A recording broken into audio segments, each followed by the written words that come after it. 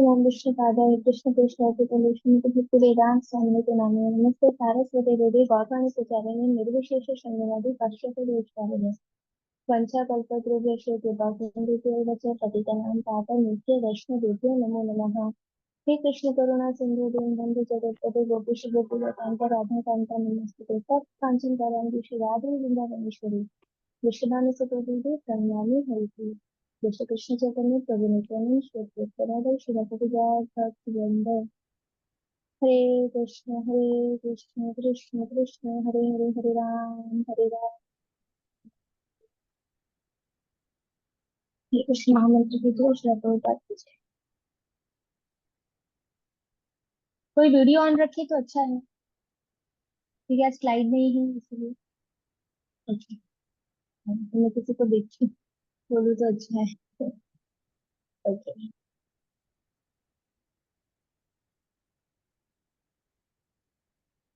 तो आज का क्लास है वेरी इंपॉर्टेंट क्लास, मेरे लिए भी इम्पोर्टेंट है because I am also struggling 10 नाम अपराध के ऊपर। और आई होप सो कि सभी ने एक बार 10 नाम अपराध देख लिए होंगे कि कौन कौन से हैं। नहीं देखे होंगे तो कोई बात नहीं, मैं बता दूंगी, लेकिन याद होने चाहिए। आचार्य बताते हैं, इवन प्रोपत बताते हैं कि हमें 10 नाम अपराध याद होने ही चाहिए। तो नाम अपराध से पहले ये पता होना चाहिए कि नाम क्या है और क्यों नाम अपराध की जरूरत है हमें, कि हम नाम अपराध पढ़े या नाम अपराध के बारे में जाने। तो पहले थोड़ा सा उसका बेसिक ले लेते हैं।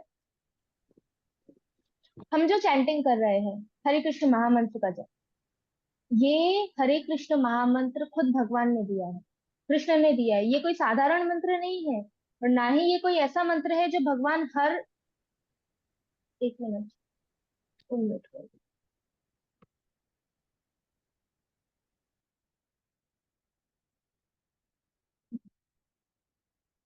प्रिया माता जी, मैं आपको को होस्ट बना देती हूँ, आप देख लेना कौन है नहीं है।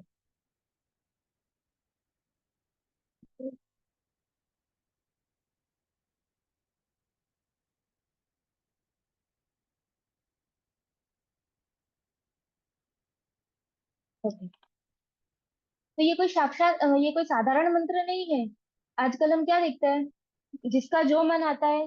बहुत सारे ऐसे साधु है अभी जो बोलते हैं आपको जो मंत्र की इच्छा हो, जो नाम लेना है वो आप ले सकते हो। आप ये देवी देवता का भी नाम ले सकते हो, आप इसका भी नाम ले सकते हो, आप कृष्ण का भी कोई भी नाम ले सकते हो, आप राधा रानी का नाम ले सकते हो, आप चैतन्य महाप्रभु का अपने मन से नाम ले सकते हो। कुछ भी जो आपको नाम लेना है बोलो, बस नाम लो, ऐसा बोलते हैं। बट ऐसा नहीं है, शास्त्र इसका समर्थन नहीं करता। शास्त्रों में बोला गया है जिस चीज का जप करना है, जिस चीज का नाम देना है, वो मंत्र स्पेसिफाई किया हुआ है।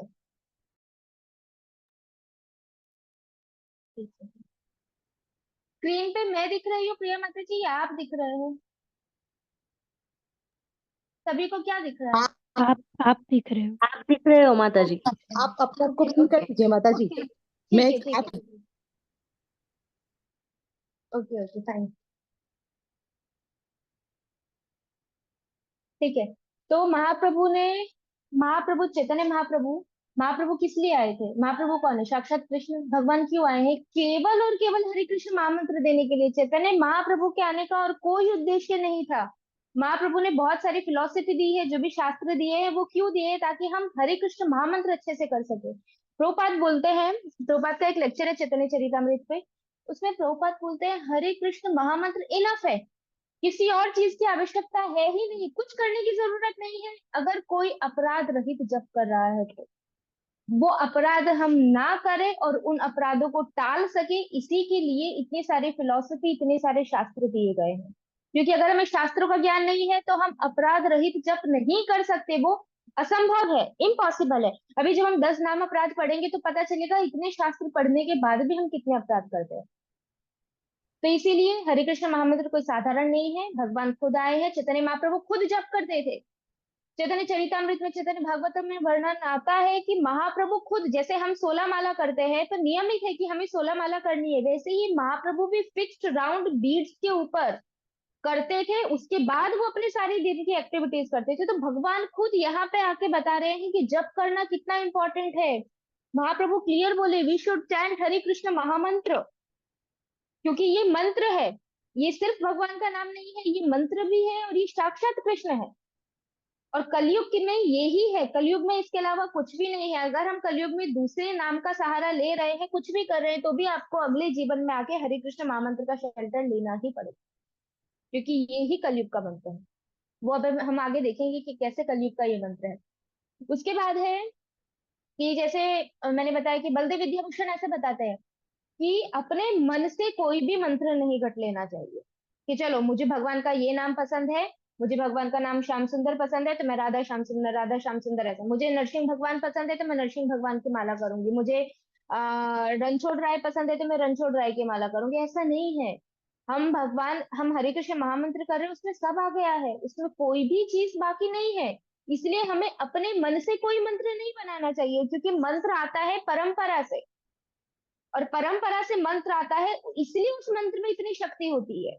अपने हिसाब से मंत्र करने से भगवान का नाम लेने का बेनिफिट मिलता है, ऐसा नहीं है कि आप नाम ले रहे हो तो कुछ नहीं मिलेगा। लेकिन जो मिलना चाहिए, जिसके लिए हम जप करते हैं, वो नहीं मिलेगा। उसके बाद आता है कि ब्रह्मा जी किसके चैंटिंग करते हैं? हरे कृष्ण महामंत्र के चैंटिंग करते हैं, उसका प्रमाण शास्त्र में दिया है। ब्रह्मा जी ने यही मंत्र नारद मुनि को दिया है, नारद मुनि यही मंत्र का जप करते हैं। और वही परंपरा में फिर व्यासदेव आते हैं, वही परंपरा में फिर हम आगे आते हैं, क्योंकि हमारी ब्रह्म संप्रदाय है, ब्रह्मा जी से चालू होता है। इसीलिए हम लोग हरे कृष्ण महामंत्र का जप करते हैं। क्यों? भगवान आए ना। भगवान ऑलरेडी दूसरे सभी युगों में भी दूसरे दूसरे मंत्र हुआ करते थे।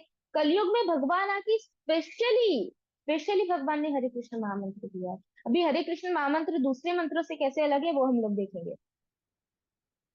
हर, हर एक युग का, 4 युग है तो चारों युग के अलग अलग तारक ब्रह्म मंत्र होते हैं, जो उस पर्टिकुलर युग में जीवों का उद्धार कर सकते हैं। और वो जो मंत्र है तारक ब्रह्म मंत्र, वो मंत्र ही उस पर्टिकुलर युग के लिए बेस्ट है और इजी प्रोसेस है, ताकि उस युग के जो जीव है उनका उद्धार हो सके। अभी जैसे सतयुग था, तो सतयुग का मंत्र क्या था? नारायण परावेदा, नारायण पराक्षरा, नारायण परा मुक्ति, नारायण परा गति ही। ये मंत्र, ये तारक ब्रह्म मंत्र था सतयुग का। तो सतयुग में भगवत प्राप्ति जो होती थी, वो ये मंत्र करने से होती थी। और ये शास्त्र में मेंशन किया गया है कि ये सतयुग का तारक ब्रह्म मंत्र है। हर युग का एक तारक ब्रह्म मंत्र होता है। उसके बाद त्रेता युग। अभी इन सब मंत्रों में डिफरेंस क्या है, वो भी हम लोग देखेंगे। त्रेता युग में आता है राम नारायण अनंता, मुकुंदा मधुसूदना, कृष्ण केशव कंसारे, हरे वैकुंठ वामना। ये था त्रेता युग का तारक ब्रह्म मंत्र। उसके बाद आता है द्वापर युग का। द्वापर युग का था हरे मुरारे मधु कैटब, गोपाल गोविंद मुकुंद। मैंने क्या लिखा है मुझे पता नहीं चल रहा। हाँ, गोपाल गोविंद मुकुंद शौर्य, यज्ञेश नारायण कृष्ण विष्णु, निराश्रयम माम जगदीश रक्षा। ये था द्वापर युग का। और कलयुग का क्या बताया है? हरे कृष्ण कृष्ण कृष्ण हरे हरे, हरे राम राम राम हरे। अब हमें क्या लगता है कि ऐसे बड़े बड़े कुछ श्लोका जैसे मंत्र होंगे तो वो मंत्र है। हरे कृष्ण महामंत्र क्या है? दो ही तो शब्द है इसमें, कृष्ण 3 शब्द है, हरे राम और कृष्ण। तो हम इसको क्या ले लेते हैं? बहुत साधारण ले लेते हैं। बट कलयुग के लोगों के पास इतनी बुद्धि ही नहीं है कि वो इतने बड़े बड़े जो मंत्र है उसको पढ़ के याद कर सके और उसका जप कर सके। इसीलिए भगवान ने हमको इतना इजी प्रोसेस दिया है, सिर्फ हरे कृष्ण महामंत्र। ये तो बोलने में, उच्चारण में भी हरे कृष्ण महामंत्र इजी है। दूसरी चीज जो इंपॉर्टेंट है, सतयुग का जो मंत्र था तारक ब्रह्म मंत्र, उसमें क्या बोला गया है? नारायण परागति और नारायण परा मुक्ति। वो मंत्र का जप किया जाता था मुक्ति प्राप्त करने के लिए। इसीलिए सतयुग का जो तारक ब्रह्म मंत्र था वो ऐश्वर्य भाव में था, और उससे क्या प्राप्त होती थी? मुक्ति प्राप्त होती थी। तो इसीलिए उसमें सिर्फ और सिर्फ ऐश्वर्य पाया जाता है, और कोई चीज उसमें भगवान के दूसरे रस रस नहीं पाए जाते, जैसे दास्य रस है, साख्य रस है, ये सब नहीं पाया जाता। सिर्फ मुक्ति के लिए ऐश्वर्य भाव का ये भगवान का तारक मंत्र हुआ करता था सतयुग में। अब आता है उसके बाद त्रेता युग। त्रेता युग का जो मंत्र है उसमें क्या आता है? जैसे भगवान वामन का नाम आता है, फिर कृष्ण का भी नाम आता है, केशव का नाम आता है। तो इस वाले मंत्र में शांत भाव है, क्योंकि हम भगवान की सेवा 5 भाव में कर सकते हैं: शांत भाव, दास्य भाव, साख्य भाव, वात्सल्य भाव और माधुर्य भाव। तो ये त्रेता युग का जो मंत्र था, उसमें शांत भाव है और दास्य भाव है, और बहुत हल्की सी झलक किसकी है, साख्य भाव। बाकी मेन है शांत और दास्य। इसीलिए एक लेवल ऊपर है, सतयुग का जो मंत्र था उससे एक लेवल ऊपर है ये त्रेता युग का जो तारक ब्रह्म मंत्र था वो। लेकिन इसमें भी शांत रस है, दास्य रस है और थोड़ा सा साक्ष्य रस है। इसीलिए इसमें भी ऐश्वर्य प्रधान है, इसमें भी ऐश्वर्य है, गोलोक नहीं, आप इससे गोलोक नहीं जा सकते, ये आपको वैकुंठ ही लेके जाएगा। तो इसमें भी भगवान का जो ऑपुलेंस है कि भगवान वामन ऐसे थे, भगवान का ग्लोरिफिकेशन हो रहा है इसमें कि भगवान ने ये किया, भगवान का नाम केशव क्यों है, भगवान का नाम वामन क्यों है, भगवान राम अ, आए उन्होंने क्या किया। तो ये सारे मीनिंग त्रेता युग में इस मंत्र से निकलते हैं, इसलिए इसमें भगवान के ऐश्वर्य को प्रकट किया गया है। फिर आता है द्वापर युग का। द्वापर युग का जो तारक ब्रह्म मंत्र है उसमें शांत रस है, दास्य रस है, साख्य रस है और वात्सल्य रस है। क्योंकि उसमें क्या आता है, माम जगदीश रक्षा, मतलब भगवान का आप शेल्टर ले रहे हो, भगवान का शेल्टर ले रहे हो, अभी सिर्फ भगवान का गुणगान नहीं कर रहे हो। पहले सतयुग में तो सिर्फ हम चाह रहे हैं कि हमें मुक्ति मिल जाए, दूसरे में हम क्या बोल रहे हैं कि अरे भगवान का गुणगान भी कर रहे हैं कि भगवान ये है, भगवान वो है, भगवान ने ये किया।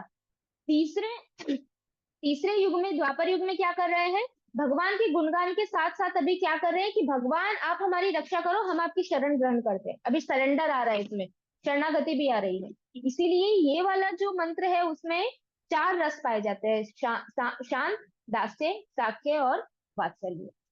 लेकिन इसमें भी ऐश्वर्य भाव है, क्योंकि भाव दो ही होते हैं, एक ऐश्वर्य और एक माधुर्य। इसमें भी कहीं ना कहीं थोड़ा बहुत ऐश्वर्य भाव है। लेकिन इन तीनों युग में से कोई भी ऐसा मंत्र नहीं है जो हमें कृष्ण प्रेम दे सकता है।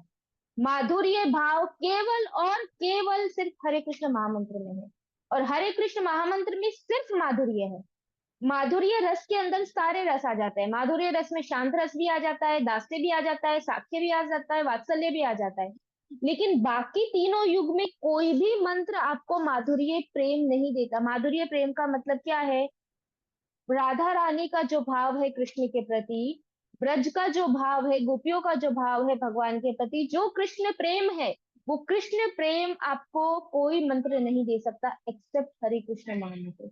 तो ये हरे कृष्ण महामंत्र की महिमा है, आप किसी भी उसका सहारा लो, कोई भी मंत्र करो, कोई भी तपस्या करो, कोई भी दान करो, कितना भी डिटी वर्शिप करो, कुछ भी करो, जब तक हरे कृष्ण महामंत्र का सहारा नहीं लेंगे, अपराध रहित हरे कृष्ण महामंत्र नहीं करेंगे, युगों युगों तक भक्ति करते रहेंगे, तो भी कृष्ण प्रेम प्राप्त नहीं होगा।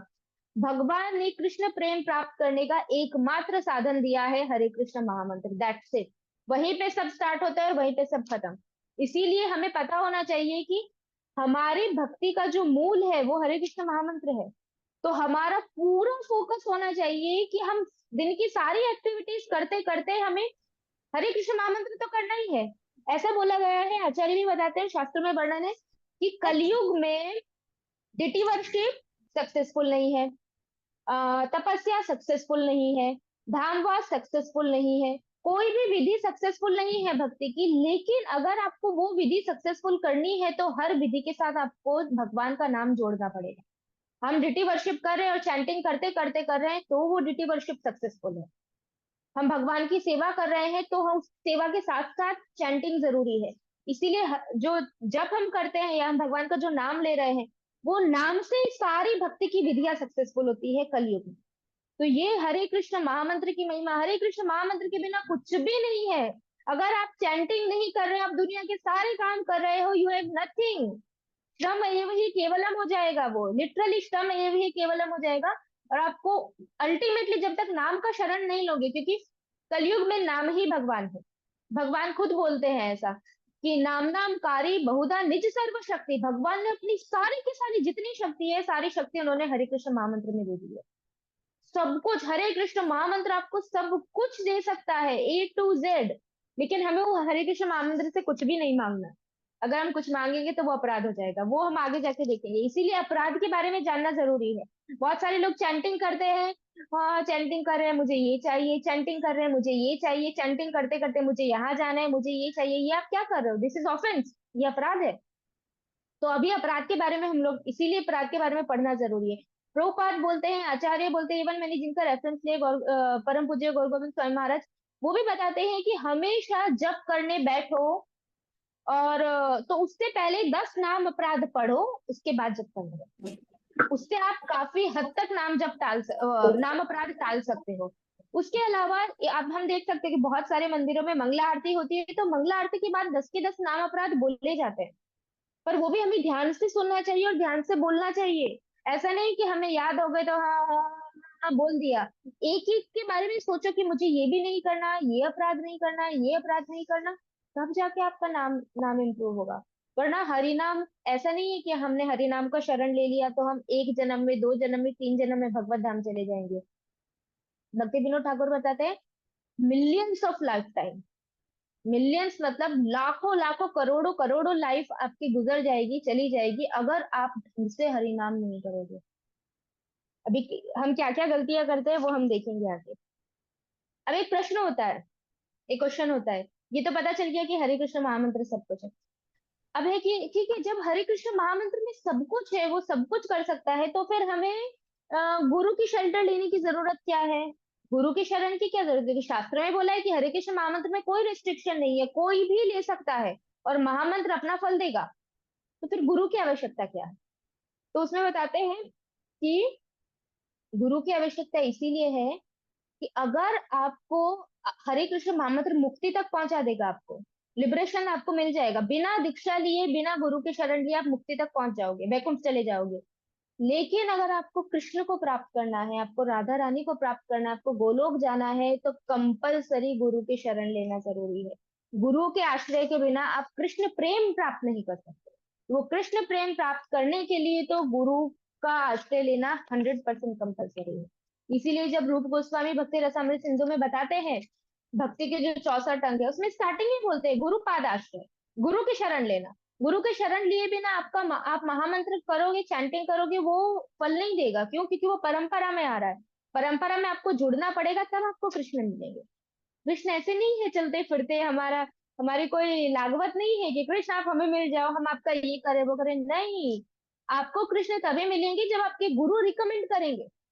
तो रिकमेंडेशन चाहिए, भक्ति में भी रिकमेंडेशन चाहिए, वरिष्ठ वैष्णव का, गुरु का, आचार्यों का, तब हमको कृष्ण प्राप्त हो सकते हैं। अपने खुद के बलबूते पे हम कृष्ण को प्राप्त नहीं कर सकते, कभी भी नहीं, असंभव है वो।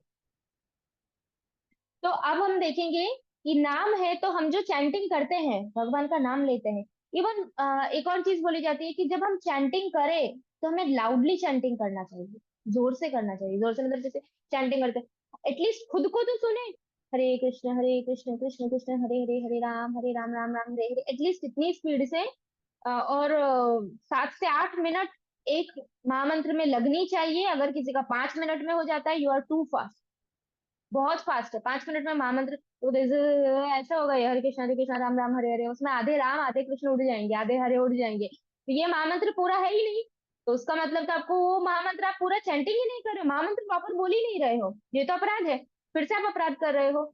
इसीलिए प्रॉपर टाइम, जब आपको 2 घंटे चैंटिंग को देने ही है, और उस टाइम चैंटिंग के साथ आप दूसरा काम मत करो, चैंटिंग के टाइम सिर्फ चैंटिंग करो। 2 घंटे ऐसे ही दो कि वो 2 घंटे आप माना करो तो आपको लगे मैंने चैंटिंग किया है, भगवान की प्रसन्नता के लिए किया है।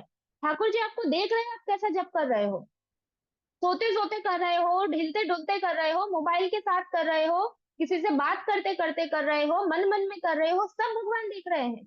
महाप्रभु ने रिकमेंड किया है कि हरे कृष्ण महामंत्र जब हम चैंटिंग करें तो हमें लाउडली करना चाहिए। प्रभुपाद भी यही बोले हैं कि दोनों ऊपर ऊपर नीचे के दोनों लिप्स और जीवा, तीनों चीज इन्वॉल्व होनी चाहिए। जब हम जप ले रहे हैं हरे कृष्ण, तो जीभ भी आनी चाहिए और दोनों लिप्स, ऐसे मन में नहीं करना है, बोल के करना है। महाप्रभु खुद बोल के करते थे, और जो लोग बोल के चैंटिंग करते हैं उनका प्योरिफिकेशन बहुत जल्दी होता है, और हमें सुनना चाहिए साथ में। तो ये विधि है, ये किस तरीके से जप करना है, अभी हम आगे देखेंगे और भी कि कैसे करना है, करना चाहिए। पहले देखते हैं कि हम जो चैंटिंग करते हैं वो कितने कैटेगरी में हो सकती है। 3 तरह की होती है। सबसे पहला, नाम अपराध। हम जो चैंटिंग कर रहे हैं उसकी पहली कैटेगरी आती है नाम अपराध। टोटल 10 प्रकार के नाम अपराध होते हैं। वो 10 प्रकार के नाम अपराध अगर हम कर रहे हैं तो हमारा जो जप है वो नाम अपराध की कैटेगरी में आता है। दूसरा होता है नामाभास। हम नेक्स्ट क्लास नामाभास के ऊपर ही लेंगे और फिर एक क्लास शुद्ध नाम के ऊपर लेंगे। तो नामाभास का मतलब क्या है कि आभास का मतलब क्या है, परछाई, रिफ्लेक्शन।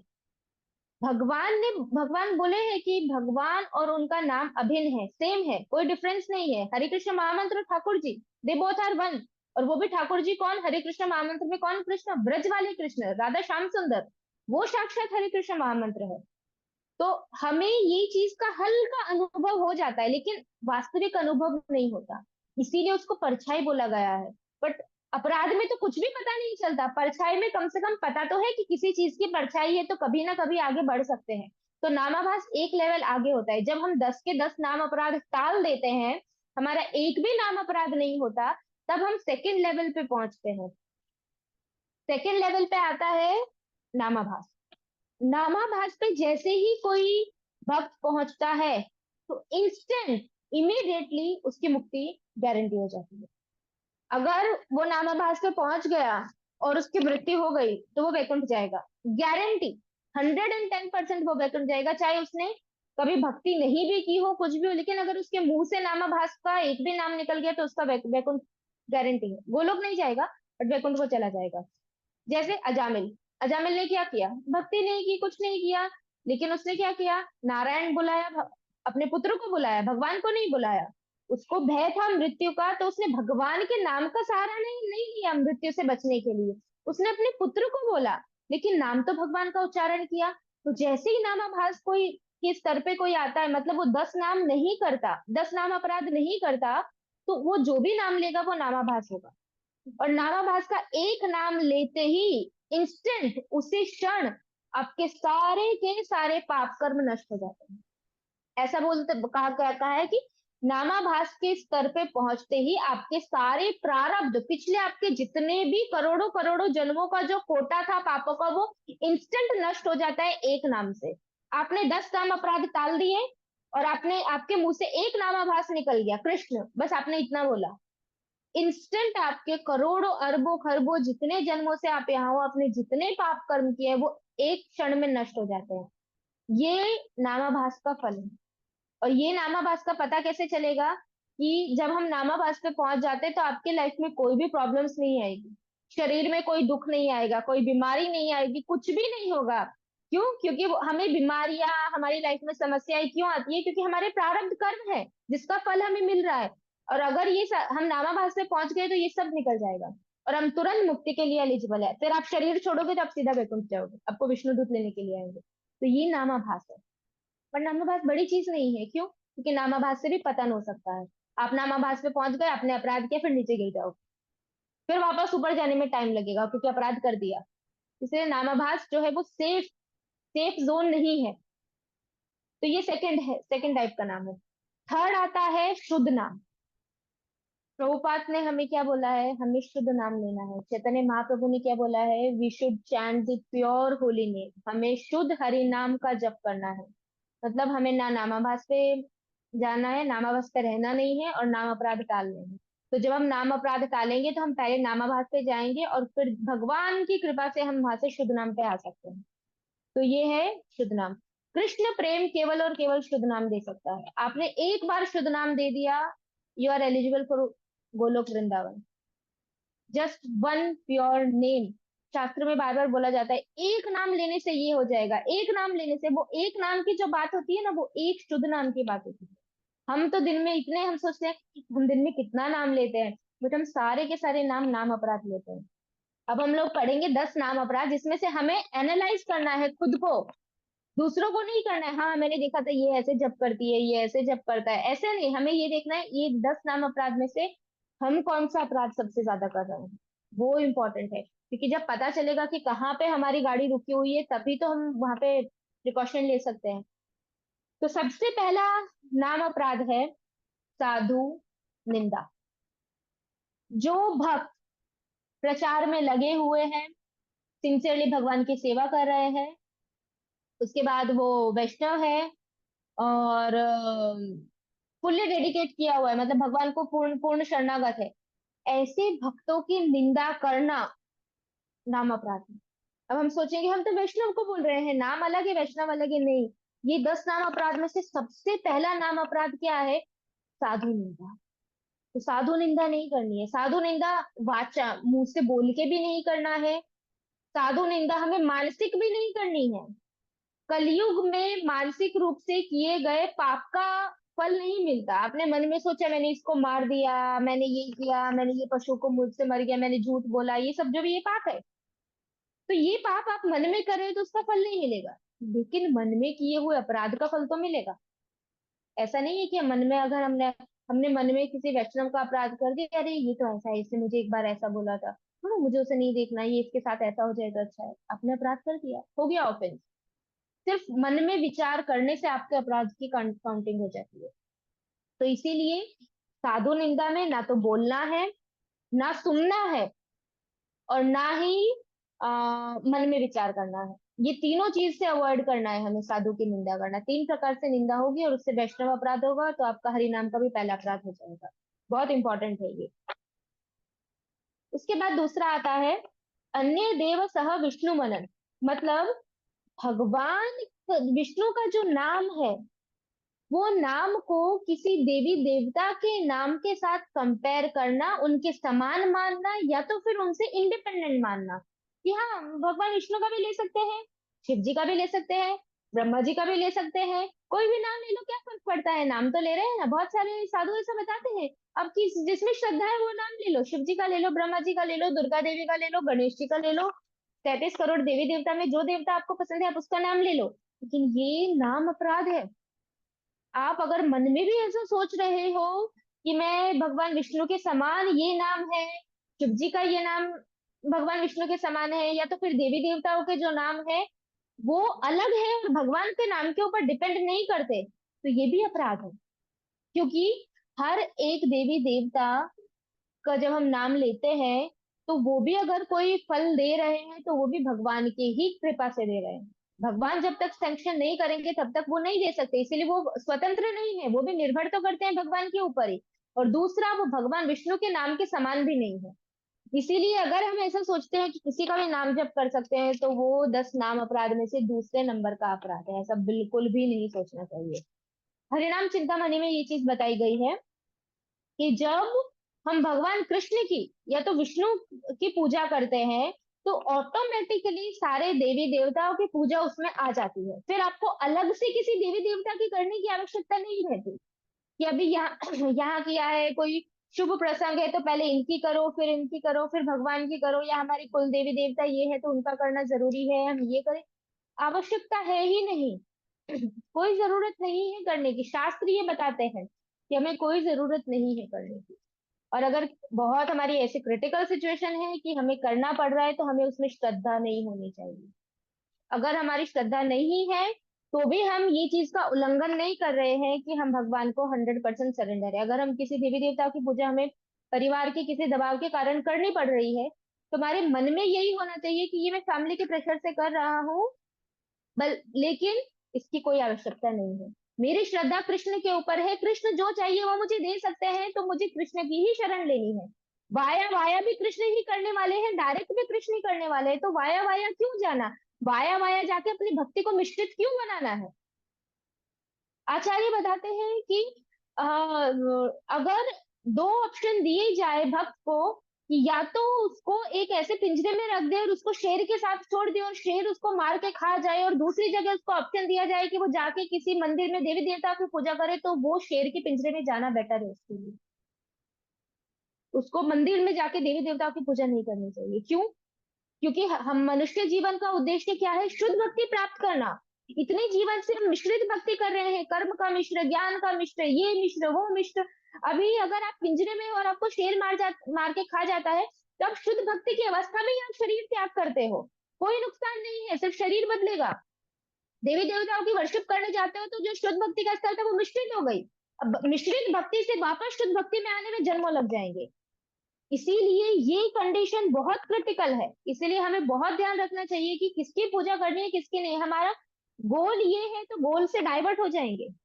प्राप्त करना है शुद्ध भक्ति, उसमें मिश्रित भक्ति आ जाएगी तो बहुत जन्मों जन्म लग जाएंगे। अभी भी हमारा मिश्रित ही है, कर्म से मिश्रित है। अभी भी हम बहुत सारे कर्मों से हमारी भक्ति मिश्रित ही है। शुद्ध भक्ति पे तो हम कब पहुंचेंगे? बट प्रभुपाद बोलते हैं हमें प्रयास करना चाहिए अभी से। ये सारी चीजों की हैबिट रखनी चाहिए कि क्या करना है क्या नहीं करना है। एक्सटर्नली प्रयास करेंगे फिर धीरे धीरे इंटरनली होगा। अब मैं एक्सटर्नली अपने आप को ये सब चीजों से मुक्त नहीं करेंगे तो अंदर से तो कब कब निकलेगा, नहीं निकलेगा है वो। आप बाहर से जो क्रिया करोगे उसकी वृत्ति बनती जाएगी, और जो जो क्रिया आप करते जाओगे उसके हिसाब से आपका अगला शरीर बनता जाएगा। आप अभी देवी देवताओं की वर्शिप में पूरा फेथ के साथ कर रहे हो कि ये भी मुझे देंगे, ये भी देंगे, ये भी देंगे, तो उस हिसाब से आपकी नेक्स्ट बॉडी बन रही है। तो नेक्स्ट बॉडी में आप सोचो कि मुझे शुद्ध भक्त के घर में जन्म मिले, वो असंभव हो जाएगा फिर, क्योंकि भक्त के घर में मिश्रित भक्त नहीं आएगा। इसीलिए हमें बहुत केयरफुल रहना चाहिए। श्रद्धा केवल और केवल कृष्ण में होनी चाहिए। और अगर ऐसी सिचुएशन है, मैंने जैसे बताया, तो उसमें विश्वनाथ चक्रवर्ती ठाकुर बताते हैं कि भरत महाराज ने जैसे किया था। भरत महाराज यज्ञ करते थे, इंद्र के लिए यज्ञ करते थे, अनासक्त भाव से, सिर्फ एज ए जो कि वो राजा थे तो राजा की ड्यूटी की तरह, लेकिन वो इंद्र को कैसे देखते थे कि ये इंद्र तो कृष्ण का अंग है, तो मैं कृष्ण की ही पूजा कर रहा हूँ, इंद्र से मुझे कुछ नहीं चाहिए, अल्टीमेटली मैं कृष्ण के लिए कर रहा हूँ। तो ये भाव से अगर हमें मजबूरी में करना पड़े तो हम कर सकते हैं, अगर मजबूरी हो तो। बट इसका मतलब ये नहीं है कि हमें देवी देवताओं का सम्मान नहीं करना चाहिए। देवी देवता वैष्णव है, वो शुद्ध शुद्ध भक्त नहीं है बट वो वैष्णव है। और अगर हम उनका अपराध करेंगे तो भी क्या होगा, नाम अपराध हो जाएगा और हमारी भक्ति डाउन हो जाएगी। इसलिए हमें सभी देवी देवताओं का सम्मान करना चाहिए, क्योंकि वो सब भगवान की सेवा करते हैं, और उनको प्रणाम करना चाहिए। और अगर कहीं भी ऐसा हो, कुछ भी, जब भी मंदिर में जाए, कभी ऐसा जाना हो कुछ भी, तो उनको प्रार्थना करनी चाहिए कि आप कृपा करो कि हम कृष्ण की भक्ति कर सके, हम कृष्ण की सेवा में लग सके। बहुत सारे भक्तों को मैंने देखा है, वो लोग कोई कोई ऐसा बोलते हैं कि एक सेकंड, हाँ, वो लोग प्रार्थना करते हैं कि हम आपकी तरह भगवान की शुद्ध भक्ति कर सके। देवी देवताओं को ऐसा प्रार्थना करते हैं कि आप कृपा करो कि हम आपकी तरह भक्ति कर सके। बट देवी देवताओं की भक्ति मिश्रित भक्ति होती है, तो हमें ऐसी प्रार्थना नहीं करनी चाहिए कि हम आपकी तरह भक्ति कर सके। हमें प्रार्थना करनी चाहिए कि आप कृपा करो कि हम अपने गुरु का, हमारे आचार्यों का, प्रभुपाद जी का, जो भी शुद्ध भक्त है उनकी आज्ञाओं का पालन कर सके और शुद्ध भक्ति प्राप्त कर सके, और आपकी तरह भक्ति कर सके, आपकी तरह हम भगवान को सरेंडर हो सके। ये प्रार्थना आचार्यों से करनी चाहिए, ये इस चीज का ध्यान रखना चाहिए। उसके बाद तीसरा नाम अपराध आता है, गुरु वाक्य अवज्ञा, गुरु के वचनों का पालन ना करना। क्योंकि मैंने बताया आपको, हरे कृष्ण महामंत्र से अगर कृष्ण प्रेम चाहिए तो गुरु की शरण कंपलसरी है। बट किसी भी गुरु के शरण में आप नहीं जा सकते, कि कोई भी गुरु है तो पहले आपको देखना चाहिए वो गुरु परंपरा में आता है, चार ऑथोराइज संप्रदाय में से एक संप्रदाय में है, चार ऑथोराइज संप्रदाय में से है, प्रमाणिक है, उसका आचरण शास्त्रों के अनुसार है, तब आप वो गुरु की शरण ले सकते हो, वरना नहीं, वरना कोई मतलब नहीं है, वो गुरु भी जाएगा और आप भी जाओगे। तो इसीलिए शास्त्र में बोला गया है कि हमारा पूर्ण शरणागति होनी चाहिए भगवान कृष्ण की तरफ और गुरु की तरफ। और अगर हम, हमारी ये दो चीज में पूर्ण शरणागति है तो हम गोलोक जा सकते हैं, क्योंकि गुरु की आज्ञा का पालन करने से, भगवान के प्रति शरणागति से हम शुद्ध नाम पे पहुंच सकते हैं। शुद्ध नाम ही आपको गोलोक ले जाएगा, बाकी कुछ नहीं ले जाएगा। गुरु की कृपा से भी आप शुद्ध नाम पे पहुंच सकते हो, इसीलिए गुरु की कृपा चाहिए ताकि आप अपराध ना करो और प्योर नेम जो शुद्ध नाम है भगवान, हम उसका नाम जप कर सके। भगवान खुद बोलते हैं, जो कहता है कि अ, अगर जो भी आचार्य है या जो भी गुरु है उसको मेरे समान मानना चाहिए, उसको मेरे ही समान सम्मान देना चाहिए और उसकी कभी भी उसकी निंदा नहीं करनी चाहिए, उसका अनादर नहीं करना चाहिए। क्योंकि एक गुरु जो है, हमें दिखेगा बाहर से क्या दिखेंगे, ये तो साधारण व्यक्ति है, ये इनको भी खांसी होती है, ये भी स्नान करते हैं, इनको ये प्रॉब्लम होता है, बीमार होते हैं, ये होते हैं, तो ये सब चीजें देख के हमें कहा ये तो साधारण है, साधारण है। लेकिन अगर वो प्रमाणिक गुरु है और आप उनको साधारण समझ रहे हो तो ये अपराध है। गुरु को कभी भी साधारण नहीं समझना चाहिए। गुरु अगर वो शुद्ध भक्त है तो वो अपने सामने भगवान को साक्षात देख रहे हैं, राधा श्याम सुंदर उनके सामने खड़े हैं, तो ये साधारण व्यक्ति नहीं कर सकता, एक शुद्ध भक्त कर सकता है। इसलिए शुद्ध भक्त की सेवा और शुद्ध भक्त के प्रति जो शरणागति है वो भगवान के समान होनी चाहिए, जैसे भगवान के प्रति होती है। तो अगर हम ऐसे गुरु की आज्ञा का उल्लंघन करते हैं तो ये बहुत बड़ा अपराध है। गुरु अवज्ञा सबसे बड़ा अपराध है, क्योंकि गुरु अवज्ञा से आपकी भक्ति नष्ट हो जाती है। इसीलिए हमें बहुत ध्यान रखना चाहिए कि अगर जो गुरु हमें बोलते हैं हम वो उस चीज का पालन करें। अगर हम उसका पालन नहीं करते तो निश्चित रूप से ये नाम अपराध तो होगा ही होगा, भक्ति भी नष्ट हो जाएगी। इसीलिए हम देखते हैं जनरली जो गुरु होते हैं वो सभी शिष्यों के लिए बहुत ज्यादा स्ट्रिक्ट ऐसा नहीं बोलते तुम ये ही करो। बेसिक रूल्स है। बेसिक रूल क्या है? 4 नियम का पालन करना, वो तो करना ही है। नियमित 16 माला का जप करना, करना ही है। मंगला आरती अटेंड करना, करना ही है। बाहर का कुछ नहीं खाना, भगवान को अर्पित करके ही खाना, वो करना ही है। ये सब तो बेसिक है जो 100% करना है, जो सबको करना है। इसका अगर हम उल्लंघन करते हैं तो हम प्रभुपाद का भी ऑफेंस कर रहे हैं। वी आर ऑफेंडिंग प्रभुपाद, और प्रभुपाद को ऑफेंस करके हम कहाँ जाएंगे? इसीलिए, लेकिन अगर किसी भक्त को कोई स्पेशल इंस्ट्रक्शन मिलता है, कभी कभी हम सोचते हैं कि हमारे गुरु महाराज हमें कोई विशेष इंस्ट्रक्शन दे, स्पेशल इंस्ट्रक्शन दे। बट जब हम ये बेसिक इंस्ट्रक्शन फॉलो करने में हमें इतना प्रॉब्लम होता है, हम स्पेशल इंस्ट्रक्शन कैसे करेंगे? भी गुरु ने आपको बोल दिया आप जाओ और गांव में रहो आजीवन, और फिर आप नहीं रह पाए और वहां जाके सोचोगे अरे मैंने ऐसा क्यों पूछा, गुरु महाराज ने मुझे ऐसा बोल दिया, मैं ऐसा हो रहा हूँ। तो बार बार मन में गुरु का अपराध कर रहे हो। तब कम भक्ति से ऊपर उठोगे? नहीं उठ सकते। इसीलिए जो भी गुरु होते हैं वो हर किसी को ऐसे पर्सनल स्ट्रिक्ट इंस्ट्रक्शन नहीं देते। जो क्वालिफाइड है, जो योग्य है, उसको ही वो देते हैं, वरना वो नहीं देते ऐसे। बट बेसिक जो है वो सबके लिए है। उसके बाद चौथा आता है श्रुति शास्त्र निंदा। मतलब जो भी हमारे शास्त्र है, वेद है, उपनिषद है, भागवतम, भगवत गीता, महाभारत, रामायण, उनकी निंदा करना या तो फिर उनमें विश्वास ना करना। बहुत बार भक्त लोग को भी ऐसा होता है, ठीक है अभी कलयुग है, ये तो वो जमाने की बात है, ये तो द्वापर युग की बात है, ये तो सतयुग की बात है, अभी कलयुग में थोड़ी ऐसा पॉसिबल है, अभी कलयुग में थोड़ी ऐसा होगा, हम तो पतित जीव है, हम थोड़ी ऐसा कर सकते हैं, ये तो उस टाइम पे, अभी ये प्रैक्टिकल नहीं है, ये तो इम्प्रैक्टिकल है कलयुग में। तो ये सब क्या कर रहे हैं? हम शास्त्रों की निंदा कर रहे हैं। वेद व्यास ने कलयुग कलयुग के लिए तो सारे शास्त्र लिखे हैं। वेद व्यास ने कब लिखे हैं ये सारे शास्त्र? भागवतम, भगवत गीता, महाभारत अभी के लोगों के लिए तो लिखे हैं, पहले के लोगों के लिए थोड़ी लिखे थे। अभी तो लिखे हैं उन्होंने थोड़े टाइम पहले। और हम बोलते हैं कि, एक सेकेंड।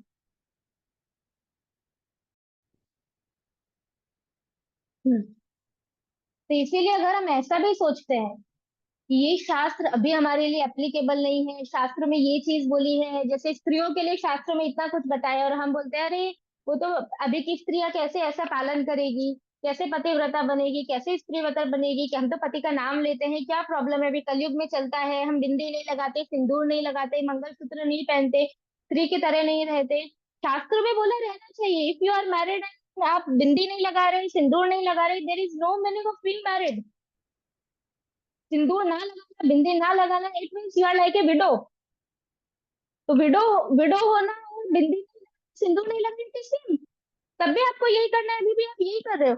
बिंदी और सिंदूर क्या इंडिकेट करता है? आपको बाहर के लोगों को दिखाना है या फिर आपको भगवान को दिखाना है? यू आर मैरिड, और अपने हस्बैंड की प्रसन्नता के लिए, भगवान के लिए हम ये दो चीज नहीं लगा सकते हैं। What is the purpose of being married? Simple चीज है। इतना कल्चर भी हम लोग फॉलो नहीं करते हैं। तो ये क्या है? ये शास्त्रों में बोला गया है। ये सारी चीजें शास्त्र में बोली है कि स्त्री को कैसे रहना चाहिए, स्त्री को है बाल कैसे रखने चाहिए, स्त्री को श्रृंगार कैसे करना चाहिए, स्त्री को पति की सेवा कैसे करनी चाहिए, घर के कार्य कैसे करने चाहिए, पति के साथ कैसे बात करनी चाहिए, सारी चीजें शास्त्रों में लिखी है। और हम अगर वो चीज का पालन नहीं करते हैं तो इसका मतलब क्या कर रहे हैं? हम शास्त्रों का उल्लंघन कर रहे हैं। तो ये भी क्या हो गया? अपराध हो गया। This is also offence. तो ये सारी चीजें सीखनी चाहिए कि हमें हर कार्य भगवान की प्रसन्नता के लिए करना है, ना कि खुद की और लोगों की प्रसन्नता के लिए। तो कहाँ पे हम हैं और कहाँ हमें जाना है? आप सोचो, अभी तक मैंने 4 अपराध पढ़े पढ़े हैं, चारों के चारों अपराध हम करते हैं, और ऐसे 10 अपराध है, अभी तो और आएंगे। उसके बाद पांचवा अपराध। पांचवा अपराध क्या है? नाम अर्थवाद। मतलब भगवान का जो नाम है, हरि नाम, उसको गलत इंटरप्रेट करना, अपने मन के हिसाब से उसका अलग अलग अर्थ बताना। जैसे हरे कृष्ण, तो कृष्ण को बोलेंगे कि अरे कृष्ण का मतलब तो काला है, कृष्ण का मतलब ये है, राम का मतलब ये है, हरे का मतलब ये, अपने हिसाब से शास्त्र को फॉलो किए बिना अपने मन से कुछ भी भगवान के नाम की मीनिंग देना, उसको बोलते हैं नाम अर्थवाद।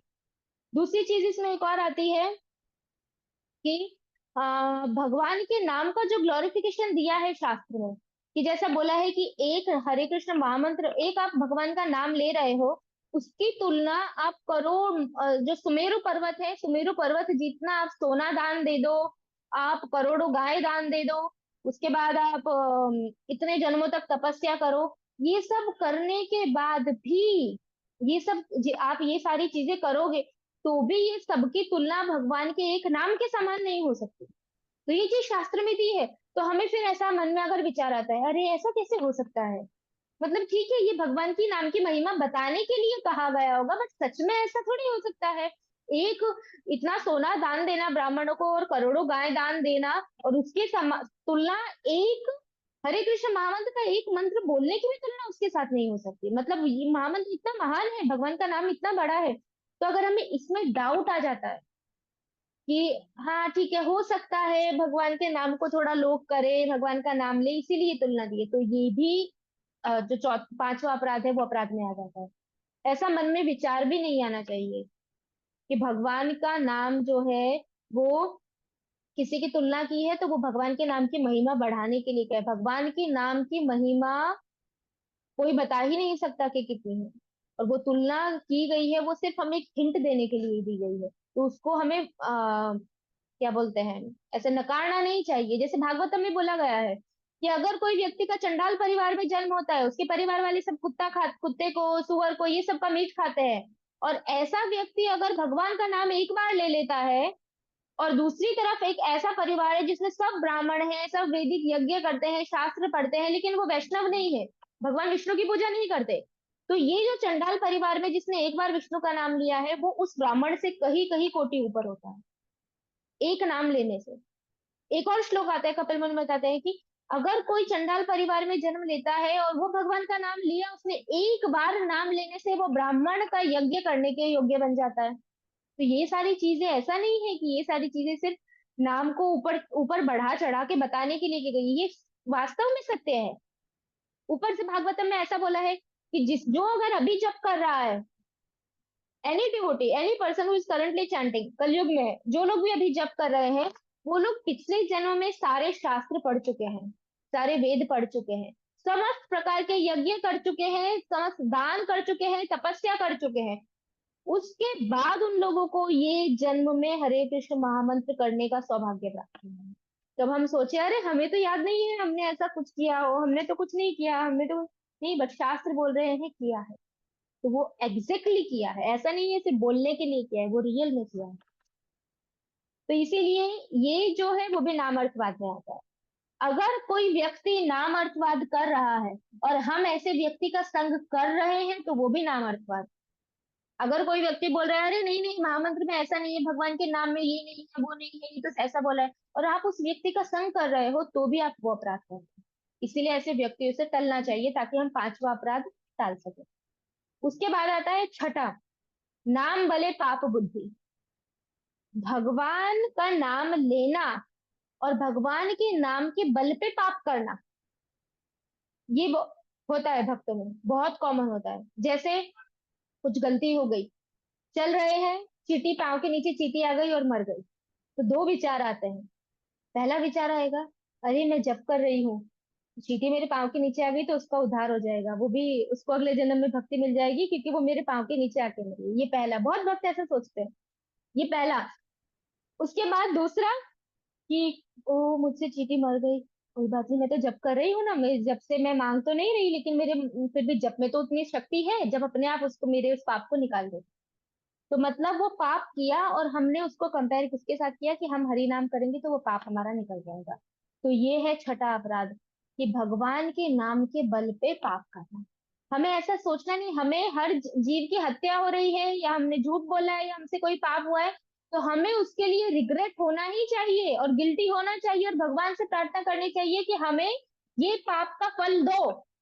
आप हमें फल दो कि हमारा, या तो हम प्रायश्चित करें, उपवास करो, प्रायश्चित करो, एक्स्ट्रा चैंटिंग करो, एक्स्ट्रा रीडिंग करो, भगवान की एक्स्ट्रा सेवा करो, उसी दिन दान करो, कुछ भी करो, प्रायश्चित करो। और प्रायश्चित नहीं कर रहे हो तो भगवान को प्रार्थना करो कि प्रभु आप मुझे इसका फल दे दो, ताकि हम हरिनाम के बल से उस पाप को ना निकाले।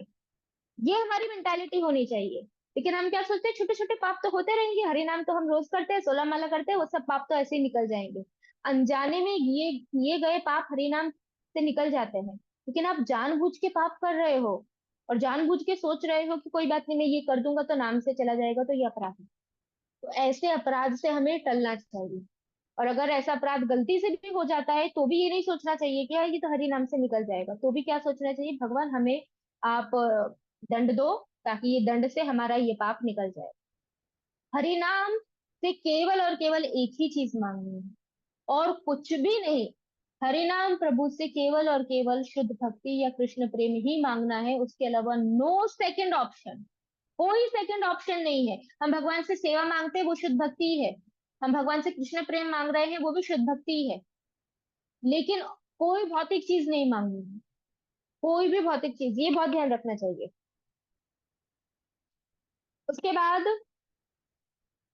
सातवां नाम अपराध, उसमें आता है श्रद्धाहीन जने नाम उपदेश। ये भी जनरली हम लोग करते हैं, जो थोड़ा सा भक्ति में आ जाते हैं वो ये अपराध भी करते हैं। इसमें लिखा है जिन व्यक्तियों को भगवान में श्रद्धा नहीं है ऐसे व्यक्तियों को हरिनाम का उपदेश देना। कोई नया नया आया है, उसे कृष्ण में श्रद्धा नहीं है, वो कृष्ण को मानता नहीं है और हम उसको माला पकड़ा देते हैं, लो तुम हरे कृष्ण महामंत्र का जप करो, दैट इज ऑफेंस। वो सातवां नाम अपराध है।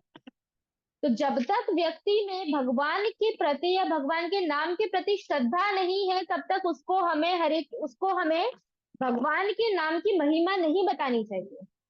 भगवान के नाम की महिमा बताना अश्रद्धालुओं को वो भी अपराध है। तो हम सोचेंगे हम तो जीव दया कर रहे हैं, जीव दया, लेकिन खुद की दया कहाँ गई? हम खुद नाम अपराध से ऊपर नहीं उठ पाएंगे, हम कितने जीवों का उद्धार करेंगे? इसीलिए पहले हमें 10 नाम अपराध टालने हैं। इसलिए प्रभुपाद क्या किए, प्रभुपाद ने जाके सीधा सीधा हरे कृष्ण महामंत्र नहीं बोल दिया कि आप ये करो, चैंटिंग करो, महामंत्र ये कर देगा, महामंत्र वो कर देगा। प्रभुपाद ने गीता के लेक्चर्स दिए, भागवतम के लेक्चर्स दिए, प्रभुपाद ने लाउड कीर्तन उनको सुनाया।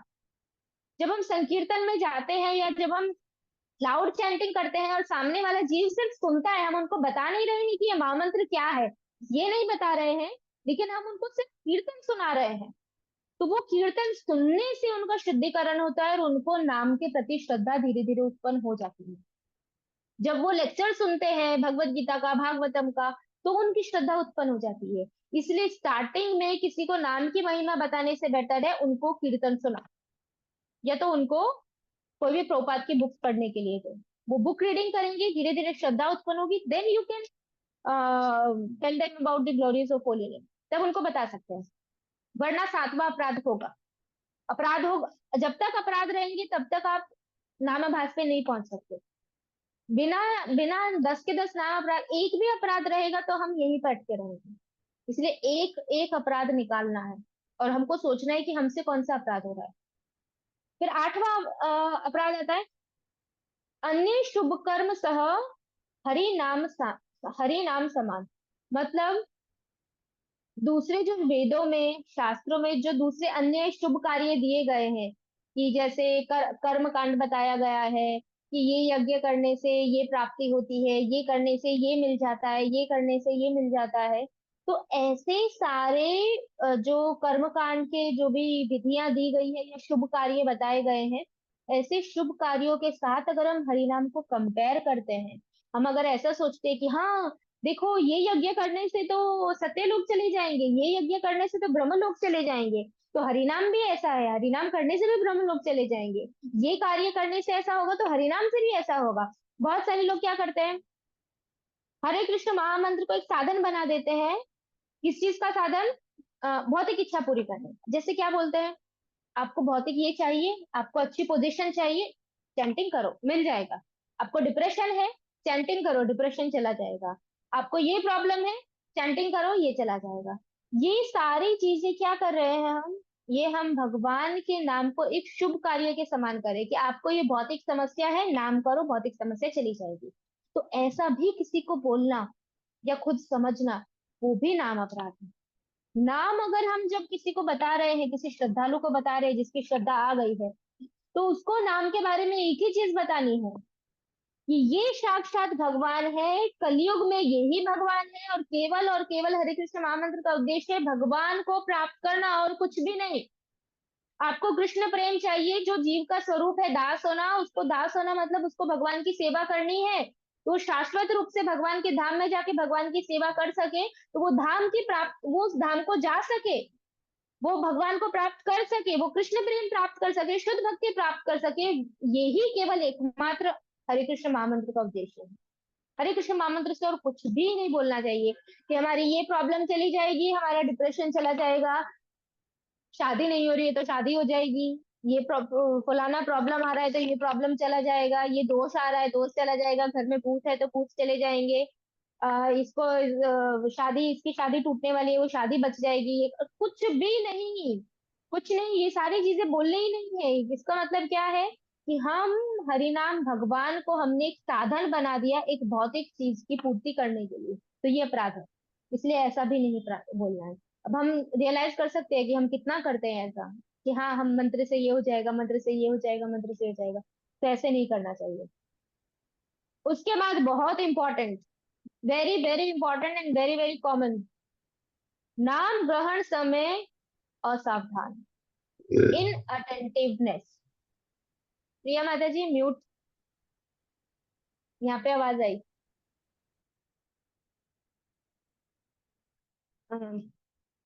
चैंटिंग करते टाइम असावधान रहना, इन अटेंटिवनेस, मतलब हम चैंटिंग कर रहे हैं, पहले तो एक्सटर्नली, इंटरनली तो छोड़ो, मन तो सेकंड लेवल पे आ गया, एक्सटर्नली हम अगर बात करें तो हमारे एक हाथ में मोबाइल होता है और एक हाथ में जप माला, चैंटिंग कर रहे हैं, पीसी पे काम कर रहे हैं, हरे कृष्ण कृष्ण, क्या ये जप है? ये जप से आप भगवान प्राप्त करोगे? जप का मतलब क्या है? आप 2 घंटा सिर्फ कृष्ण को दे रहे हो, नथिंग एल्स। आप ऐसे चैंटिंग करोगे कि एक हाथ से आप पीसी चला रहे हो, एक हाथ से मोबाइल कर रहे हो, या एक हाथ में माला, एक हाथ में फोन पे बात कर रहे हो, या तो कोई आ गया उससे बात कर रहे हो, या उससे कुकिंग कर रहे हो, अरे बीच में मुझे ये काम याद आ गया, ये काम रह गया, और एक हाथ में माला चल रही है और एक हाथ से दूसरा काम चल रहा है, ये जप ले जाएगा भगवत धाम? ये जप से तो करोड़ों करोड़ों जन्म यही रहोगे। ऊपर से ऐसा जप करने से अपराध हो रहा है, अपराध होने से क्या होगा कि आप और नीचे गिर जाओगे, असावधानी से जप करेंगे तो ये पहला है कि इस तरीके से जप करते हैं। मोबाइल में सारी बातें, मोबाइल में मैसेज करना, कॉल करना, कोई एप्लीकेशन देखना, कुछ भी करना, सब कुछ कब याद आएगा? जब हाथ में जप माला होगी। पूरे दिन वो काम याद नहीं आएगा। जैसे ही माला लेके बैठोगे, क्योंकि पता है ना अभी और कुछ काम नहीं करना, अभी तो बस ये चल रहा है, तो मन फ्री, हाँ मुझे ये मैसेज करना था, मुझे ये करना था, मुझे ये करना था, चलो बस ये एक कर देती हूँ या ये कर देता हूँ, फिर मोबाइल रख दूंगा। तो आप अगर 5 सेकंड के लिए भी अपने मन को डाइवर्ट कर रहे हो, इनअटेंटिवनेस आ रही है, तो आप वो 5 मिनट के लिए, 5 सेकंड के लिए भी नाम अपराध तो कर रहे हो। नाम अपराध तो आपका हो रहा है, चाहे आप 10 सेकंड के लिए करो, 2 सेकंड के लिए करो, या 16 माला के लिए करो, 5 सेकंड में भी नाम अपराध तो आपका हो ही रहा है। तो वो 5 सेकंड भी नहीं करना है, हमें तो टालना है कि एक ही सेकंड हम, जैसे ही हमारा इनअटेंटिवनेस आए तो तुरंत उसको करेक्ट कर देना है। तो पहले तो एक्सटर्नली हाथों को कंट्रोल करना पड़ेगा। तो मोबाइल, चैंटिंग के टाइम मोबाइल रख दो दूर, सामने जाके कबर्ड में रख दो और कबर्ड को लॉक कर दो और चाबी कहीं और रख दो। तो आलस की वजह से ही आप एटलीस्ट वो कबर्ड के पास नहीं जाओगे और मोबाइल नहीं निकालोगे। मोबाइल पास में रहेगा तो बार बार हाथ जाएगा, फिर याद आएगा नहीं करना, फिर हाथ जाएगा, फिर नहीं आएगा। बट माया इतनी प्रबल है, जब अच्छा है नहीं, माया प्रबल है, तो मोबाइल पे हाथ चला जाएगा। इसीलिए ये बहुत इंपॉर्टेंट है कि पहले एक्सटर्नली कंट्रोल करो हाथों को, फिर आंखों को।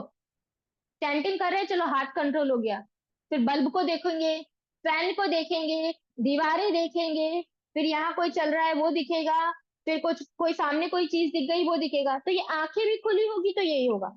इसीलिए जब आईज को कहाँ लगाओ, मंदिर के सामने बैठ जाओ, घर पे जो भी मंदिर है भगवान का फोटो है उनके सामने बैठ जाओ।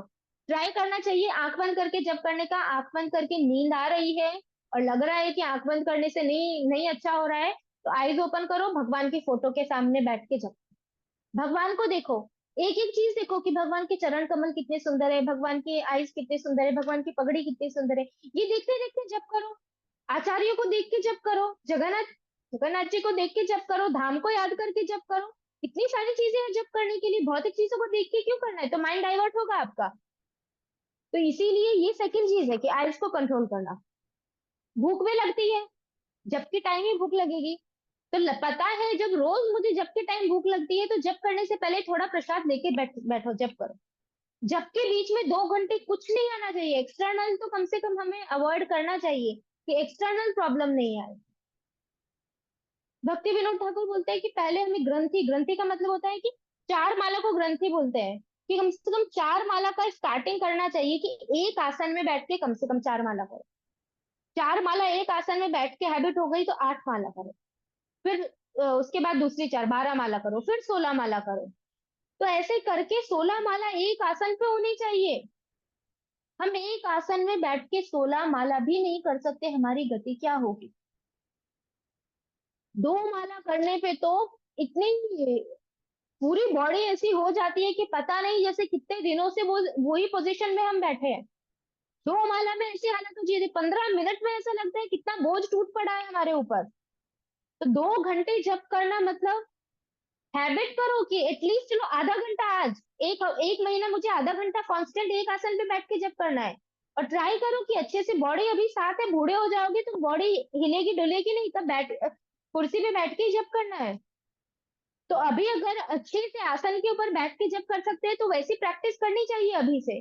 कितने भक्त हैं जो आसन पे बैठ के अपनी 16 माला करते हैं, चलते फिरते यहाँ वहां यहाँ, ऐसे माला होती है, ये माला से थोड़ी भगवान प्राप्त होंगे। ये तो टाइम पास है। आपने सिर्फ भक्ति मार्ग में आ गए हो लेकिन अपने हिसाब से टाइम पास करते करते जा रहे हो। कितनी रेयर अपॉर्चुनिटी मिली है, महाप्रभु ने दिया है ये हरिनाम। अभी ये अपॉर्चुनिटी चली गई तो अगले जीवन में फिर रोना पड़ेगा। ये ऑप्शन था, अपॉर्चुनिटी थी, भक्त थे, प्रभुपाद थे, बुक था, हरिनाम था, सब कुछ था, अवसर गवा दिया। तो इसीलिए सीरियस होना चाहिए, एटलीस्ट हर चीज चल जाए लेकिन chanting should be very very very proper. Chanting बहुत प्रॉपर होना चाहिए। तो ये एटलीस्ट ये सब एक्सटर्नल है, थोड़ा एक्सटर्नली हम ऐसे अवॉइड कर सकते हैं। फिर नींद आना, किसी किसी को नींद आती है क्योंकि सारी माला सोने में ही चली जाती है, तो 2 घंटे के बाद देखते हैं 2 ही माला हुई है, क्यों? क्योंकि सो गए थे। तो अगर नींद आ रही है, बैठने से नींद आ रही है, तो प्रयास करो कि कम से कम 1 माला बैठ के करें, 2 माला चल के करो, या थोड़ा भगवान को थोड़ा देख लिया, या थोड़ा बीच में पानी पी लिया, इस तरीके से करो। बट प्रयास करना चाहिए कि चैंटिंग में कंसंट्रेशन बना रहे। नींद आ जाए तो नींद में तो आप भगवान का वो जैसे बता रहे थे सच्चिदानंद प्रभु, कि जो व्यक्ति हरिनाम में सोता रहता है, जब में उसको नींद आती है, उसको हरिनाम का कभी साक्षात्कार होगा ही नहीं। हरिनाम का साक्षात्कार है कि आप सामने आपके श्याम सुंदर है, आप यहाँ देख रहे हो, आप यहाँ बाजू में राधा श्याम सुंदर खड़े हैं, वो आपको देख रहे हैं, आप उनको देख रहे हो। तो ये साक्षात्कार आपको कभी होगा ही नहीं जब पूरा जब में तो सोते रहोगे। तो ये भी अवॉइड करना है, ये भी एक्सटर्नल है। तो ये सारी चीजें एक्सटर्नल है जिसका ध्यान रखना चाहिए। अब इंटरनल, ऊपर से एक और चीज है कि ठीक है मैं बाद में बोलती हूँ, पहले इंटरनल का कर लेते हैं। इंटरनल मतलब मन को कंट्रोल करना। अब मन कंट्रोल जिसका जब ब्रह्म मुहूर्त में होगा, अर्ली मॉर्निंग 4 to 6, 4 से 6, अब 6 बजे तो हम उठते हैं, तो 4 से 6 में हम जब कैसे करेंगे? 6 बजे उठते हैं, फिर हम 7 बजे थोड़ी माला करते हैं, बाकी की माला हम थोड़ी 9-10 बजे करते हैं, बाकी की दोपहर को करते हैं, दूसरी हम रात को करते हैं। ऐसे जबकि ये क्वालिटी जब है ही नहीं, ये तो सिर्फ फॉर्मेलिटी है, 16 माला कंप्लीट करनी है तो ये इनके इन प्रकार 16 माला का कोटा पूरा। क्वालिटी जब बेस्ट टाइम होता है ब्रह्म मुहूर्त का, उस टाइम पे एनवायरनमेंट एकदम पीसफुल रहता है, तमोगुण का प्रभाव नहीं होता, तो सतोगुण प्रधान होता है। तो सतोगुण में it is very easy for us to control our mind. हमारा माइंड बहुत फ्लक्चुएट नहीं होगा। आप सुबह सुबह 4 से 6 में कभी देख करो, जो लोग नहीं करते हैं, देखो 4 से 6 का जो टाइम होता है, ऐसे ही उसको ब्रह्म मुहूर्त नहीं बोला है। उस टाइम पे जो जप की क्वालिटी होती है वो कितनी, वरना हम पूरी लाइफ टाइम ऐसे चला जाएगा, बूढ़े हो जाएंगे, मरने की आयुष्य में आएगा, अरे हमने तो कभी जीवन में मंगला अटेंड ही नहीं की, अरे हमने तो जीवन में कभी ब्रह्म मुहूर्त में जप ही नहीं किया, कितना अच्छा मौका था कर लेते। ब्रह्म मुहूर्त में जप करना चाहिए और प्रधानता होनी चाहिए, हर चीज सेकेंडरी, जप फर्स्ट। जप इज ऑलवेज प्रायोरिटी, बाकी सब चीजें सेकेंडरी, जप प्रायोरिटी। तो इस तरीके से जब करना चाहिए। अगर आपके घर की सिचुएशन ऐसी है, आप को टाइम नहीं मिल रहा, तो जल्दी उठो, जल्दी उठ के जब करो, जब को प्रायोरिटी रखो, सुबह उठो, अर्ली मॉर्निंग उठो। तो ये चीज है, इसीलिए अगर हम सुबह जब करते हैं तो तमोगुण का प्रभाव कम होगा, तो हमारा माइंड इधर उधर कम जाएगा। सुबह सुबह सो के उठते हैं, भगवान को प्रार्थना, आचार्य को प्रार्थना करके जब करने बैठो, तो माइंड बहुत कम डिस्ट्रैक्ट होगा। दोपहर के टाइम पे आप जब करो, 2 घंटे की माला में 3 घंटे लगेंगे। उसमें भी मन इधर जाएगा उधर जाएगा, ये करना है वो करना है, अभी मैंने ये किया, दोपहर को ये करना है, शाम को ये बनाना है, ये करना है वो करना है, पूरा दिन जब से पहले भी भौतिक, जब के बाद भी भौतिक, और जब में भी भौतिक, पूरा टाइम आपका ऐसे जाएगा। तो दोपहर का time, this is worst time for chanting, worst time. इसीलिए दोपहर को जप नहीं करना चाहिए। जितना हो सके अर्ली मॉर्निंग में जप कर लो, सूर्योदय से पहले पहले कर लो, बहुत अच्छा है, एटलीस्ट 7 बजे तक तो कर ही लेना चाहिए। तो इस तरीके से मन को थोड़ा कंट्रोल कर सकते हैं। दूसरा, मन को कंट्रोल करने के लिए, मन भी अगर चलो बाहर आंखें बंद कर ली कि चलो कुछ देखेंगे नहीं, मोबाइल भी दूर रख दिया, आंख बंद करके जप कर रहे हैं, तो मन में अब सब कुछ चल रहा है। अब जो चीजें आंखों से नहीं दिख रही वो चीजें मन में दिख रही है। इसने मुझे ऐसा बोला था, उसने मुझे ऐसा कहा था, आज मैं इसको ऐसा बोलूंगी, फिर मैं ये करूंगी, फिर मैं जॉब से यहाँ जाऊंगी, फिर मैं ये कुकिंग करूंगी, तो मुझे ये काम है, ये काम, ये सब अब बाहर से नहीं चल रहा, अब ये मन में चल रहा। तो ये जब मन में चल रहा है तो उस टाइम पे मन को उस टाइम पे भी कंट्रोल करना जरूरी है। इसीलिए चैंट लाउडली हरे कृष्ण, जैसे ही आपको लगे मन बहुत ज्यादा विचलित कर रहा है, जोर से चैंटिंग स्टार्ट कर दो और सुनो उसको कि बस मुझे कुछ नहीं सुनना, अभी मुझे सिर्फ हरे कृष्ण महामंत्र जो मैं बोल रही हूँ वो सुनना है, तो लाउडली चैंटिंग स्टार्ट कर दो। दूसरा, भगवान को देख के जप करो। जो लोग मंदिर के पास रहते हैं वो लोग मंदिर आ सकते हैं, तो उनको मंदिर में आके जप करना चाहिए। और अगर घर पे है तो घर पे भी भगवान की फोटो तो होती है, तो भगवान की फोटो को देख के जप करो, तो मन कम डाइवर्ट होगा, भगवान के ऊपर ध्यान जाएगा। तीसरा, भक्तों के संग में जप करो। अगर मंदिर के पास हो तो वेल एंड गुड। जब हम देखेंगे कि एक भक्त इतने अच्छे से जप कर रहा है और मैं मेरा जप कैसा है और सामने वो भक्त कितने अच्छे से जप कर रहे हैं, तो उत्साह मिलेगा कि हाँ मुझे भी अच्छे से करना है, मुझे भी कुछ नहीं सोचना, मैं भी अच्छे से चैंटिंग करूंगा। तो वो उत्साह आएगा, और भक्तों के संग में भक्तों का प्रभाव मिलता है। आप 50 भक्त के बीच में जप कर रहे हो तो 50 भक्तों का थोड़ा थोड़ा चैंटिंग का कोटा आपको मिलेगा, तो उससे आपकी भक्ति ऊपर होती है। तो जो लोग मंदिर नहीं जा सकते, तो अभी ऑनलाइन कितने सेशंस होते हैं, ऑनलाइन 100 100 200 200 भक्त बैठ के एक साथ जप करते हैं मोबाइल के सामने, तो भी आपको ऐसा रहेगा कि मुझे दूसरे भक्त देख रहे हैं, तो मुझे अच्छे से जप करना है, मुझे अच्छे से जप करना है। एटलीस्ट इतना तो कंट्रोल में आएगा। जो पूरा खुला छोड़ा हुआ है वो कुछ तो कंट्रोल आएगा, और तब पता चलेगा कि हमारा मन कहाँ पे है। भगवान बोले मन ही शत्रु है और मन ही मित्र है, और अभी हमारा मन मित्र नहीं है, विद गारंटी मित्र नहीं है, शत्रु ही है। पता चलेगा जब चैंटिंग, अभी खुले चैंटिंग करते हैं, मन को खुला छोड़ा इसलिए लगता है चैंटिंग करना इजी है। आप कंट्रोल करके महामंत्र के एक एक वर्ड पे फोकस करो, एक महामंत्र कम से कम स्टार्ट करो। 16 माला है तो 16 माला में ट्राई करो कि कम से कम मैं पहली 4 माला में से एक माला मेरी ऐसी होनी चाहिए जिसमें मुझे प्रयास करना है मेरा ध्यान कहीं ना जाए, सिर्फ मैं चैंटिंग को सुनूं। फिर दूसरी 4 माला आएगी तो उसमें सोचो कि उसमें से एक माला पे ऐसा करना है, तो ऐसे कम से कम 16 में से 4 माला से स्टार्ट तो करो। 4 माला पे जब फोकस करना स्टार्ट करोगे, ध्यान करना स्टार्ट करोगे, तब पता चलेगा इट इज सो डिफिकल्ट। और फिर प्रयास करते करते करते करते सालों में आप कभी आपका थोड़ा कंट्रोल आएगा, तो फिर आप और माला बढ़ा सकते हो कि चलो अभी मैं 8 माला पे मेरा ध्यान कहीं नहीं जाना चाहिए, फिर भी जाएगा। अभी अगर मेरी एक माला में 50 बार ध्यान जाता है तो वो 50 से उसकी फ्रीक्वेंसी कम होकर 5 हो जाएगी। तो प्रगति है ये, यही तो प्रगति है कि आपका मन कंट्रोल हो रहा है धीरे धीरे। ऐसा नहीं है कि बिल्कुल जीरो हो जाएगा, बट 50 से 5 पे तो आया। तो ये एक एनालिसिस करना चाहिए, वरना ऐसे ही चलती का नाम गाड़ी, ये चलता जाएगा चलता जाएगा चलता जाएगा, शरीर चला जाएगा आयुष्य पूरी, फिर क्या करोगे। तो बेहतर है एक एक माला पे सोचो, कल से ही स्टार्ट करना कि एक हरे कृष्ण महामंत्र सुनो और देखो, और बस कुछ नहीं करना है, सिर्फ चैंटिंग करना है और सुनना है। और भगवान को प्रार्थना अगर कर सको तो अच्छी बात है, नहीं करो तो कुछ मत करो, स्टार्टिंग में जस्ट चैंट एंड लिसन, सुन बोलो और सुनो, एक एक वर्ड सुनो। और फिर देखो कि जैसे ही मन जाएगा तुरंत पता चलेगा अरे मन जा रहा है, नहीं सुनना है। फिर थोड़ी देर 2 महामंत्र 3 महामंत्र बोलोगे, फिर जाएगा, फिर सुनना है। तो ऐसे करके देखो कि एक महामंत्र में मेरा कितनी बार मन जाता है, तो 16 माला में कितना जाता होगा। तो हमें वो अवस्था पे पहुंचना है जहां मन हमारा 24 घंटे कृष्ण में लगे। अभी तो माला में भी नहीं लगता है, तो 24 घंटे कैसे लगेगा, माला में ही मन कंट्रोल में नहीं है, तो 24 आवर्स नॉट पॉसिबल अभी, इसलिए शुद्ध भक्ति दुर्लभ है। ठीक है, तो ये है असावधानी से जप करना, ये अपराध है। तो हमें ऐसा सोचना चाहिए कि अब जब भी चैंटिंग करें कि हम जप कर रहे हैं और मन इधर उधर जा रहा है या आंखें जा रही है, मोबाइल जा रहा है, तो तुरंत याद आ जाना चाहिए ये नाम अपराध है।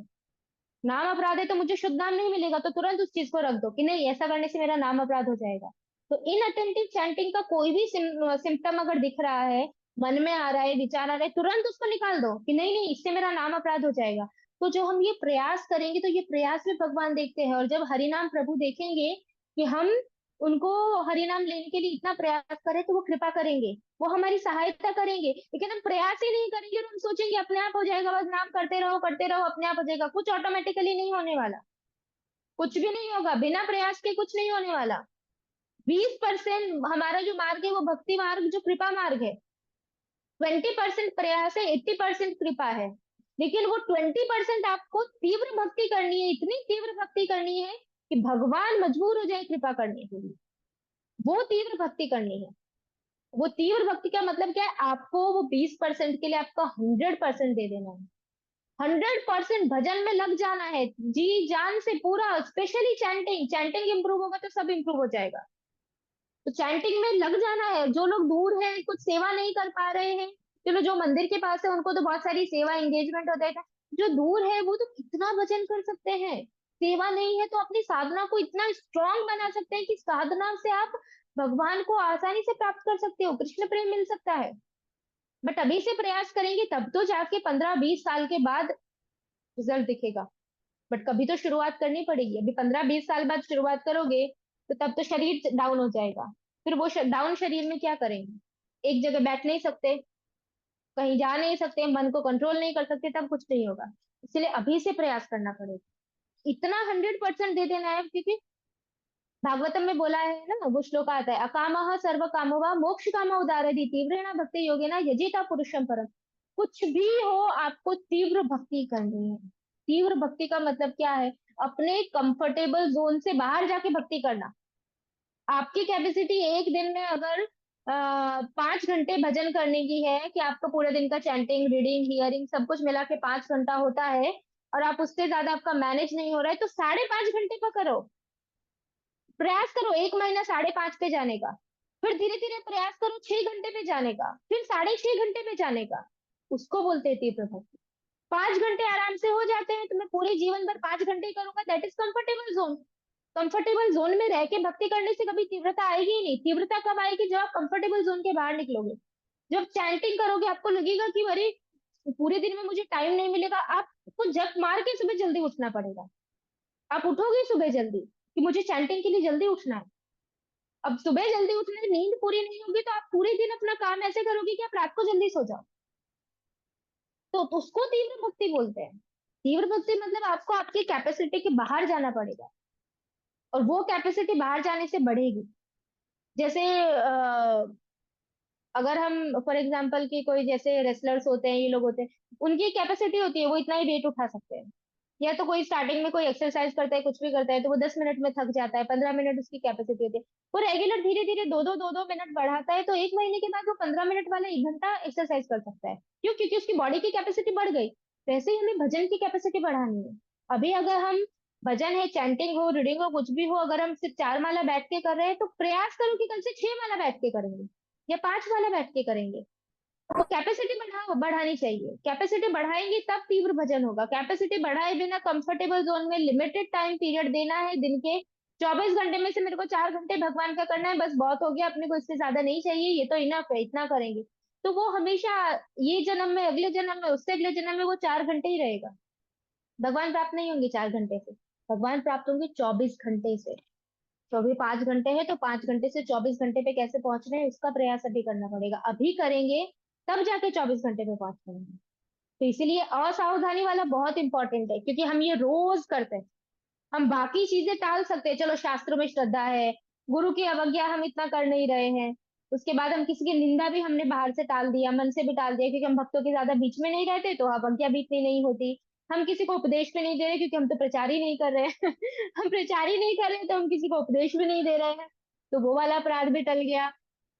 उसके बाद हमें शास्त्र में भी विश्वास है, हम नाम का कोई इंटरप्रिटेशन भी नहीं करे। क्यों? क्योंकि हमें पता चल गया है कि हरि नाम भगवान है, भगवान का नाम लेना है उनको प्राप्त करने के लिए, चलो वो भी टल गया। अब यहाँ पे आके एक तो यह अटक जाते हैं, असावधानी पूर्वक जप करना। तो ये एक इम्प्रूव करना बहुत जरूरी है। अब लास्ट 8 कुछ ज्यादा टाइम नहीं। अब ये लास्ट वाला जो बहुत डिफिकल्ट है, बहुत डिफिकल्ट है और सब इसी में अटके रहते हैं। उसमें है अहम ममा बुद्धि त्याग ना करूँगा। अहम ममेति, मैं और मेरा, ये मेंटालिटी, ये जानने के बाद भी कि जीव का स्वरूप भगवान का दास होना है, ये शरीर हमारा नहीं है, हम आत्मा है, ये परिवार हमारा नहीं है, परिवार कृष्ण का है, कृष्ण ने सेवा के लिए दिया है। मैं कृष्ण का हूँ, कृष्ण मेरे हैं और मुझे सिर्फ कृष्ण की सेवा करनी है। ये बार बार शास्त्रों में पढ़ते हुए, जानते हुए, हरे कृष्ण महामंत्र की महिमा भी जानते हुए, मैं और मेरा की बुद्धि बनाए रखना, वो होता है 10वां अपराध।